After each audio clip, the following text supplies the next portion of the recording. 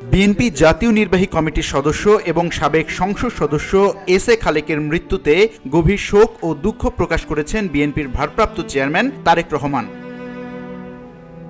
রোববার এক শোকবার্তায় তারেক রহমান বলেন, মরহুম এস এ খালেক একজন দেশপ্রেমিক রাজনীতিবিদ ছিলেন। নিজ এলাকায় জনপ্রিয় নেতা হিসেবে তার সুনাম ছিল। তিনি সাবেক রাষ্ট্রপতি শহীদ জিয়াউর রহমান বীরুত্তমের নীতি ও আদর্শে গভীরভাবে আস্থাশীল ছিলেন। মরহুম এস এ খালেক বিএনপি নেতাকর্মীদের নিকট ছিলেন সমাদৃত এবং অত্যন্ত উদার, সজ্জন ও বিনয়ী মানুষ। তার মৃত্যুতে আমি গভীরভাবে ব্যথিত হয়েছি। বিএনপির ভারপ্রাপ্ত চেয়ারম্যান শোকবার্তায় মরহুমের রুহের মাগফিরাত কামনা করেন এবং শোকার্ত পরিবারবর্গ ও শুভানুদ্দয়ীদের প্রতি গভীর সমবেদনা জানান।